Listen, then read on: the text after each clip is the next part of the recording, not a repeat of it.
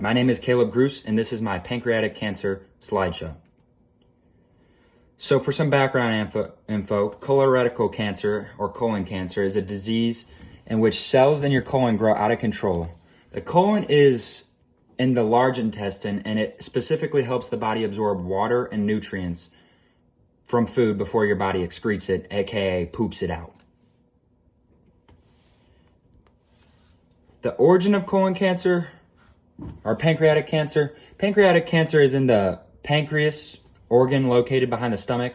It originates in the exocrine cells of the pancreas. The majority of pancreatic cancer, about 95%, arise in in the exocrine cells, responsible for producing digestive enzymes. That's what the exocrine cells are for. Pancreas cancer may affect the endocrine cells. It's just much less likely. And the endocrine cells produce hormones, and this causes a disruption of normal hormone balance. So not good.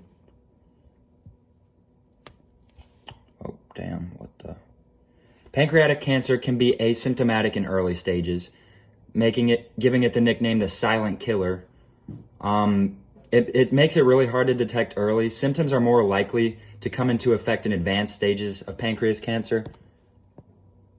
Once symptoms hit, they can include digestive issues, abnormal stools, which stools is just poop, I found out, nausea or vomiting, pain in the upper abdomen and back, loss of appetite and sudden weight loss, jaundice, elevated sugar levels, and diabetic nutrients.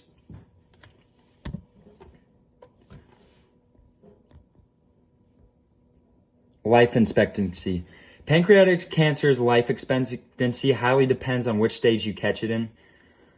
You can either catch it in localized pancreatic cancer, which is like before it's spread to other parts, and when it's just confined to the pancreas, limited to the top layers of cells lining of the ducts, has not invaded deeper tissues or spread outside the pancreas, and the survival rate is still only 42%.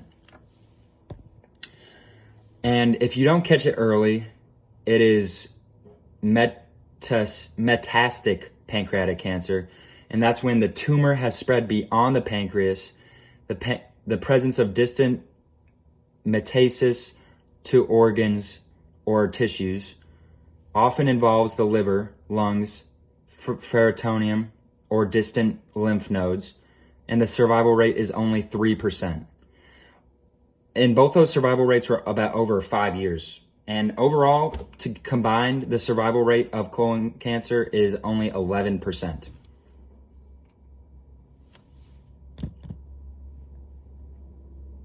All right, so for treatment options, you can either go the surgery route, which they just remove the tumor. None of these are like 100% effective, by the way, of course. And then next is chemotherapy. That's just kind of a drug treatment. Radiation therapy is slight radiation targeted at the tumor. Immunotherapy, they either activate or suppress your immune system to amplify the immune response. Targeted therapy is just a drug that attacks certain cancer cells. And then palliative care is just focused on improving one's quality of life just by like diet and nutrition and all that. And then clinical trials is just testing new medicines and I guess hoping for the best. For this last slide, I know it's a sad story, but she did say include stories. This is my grandpa, Jerry. He has stage 4 colon cancer. The symptoms that made him realize he had something up was he got really itchy and irritated skin.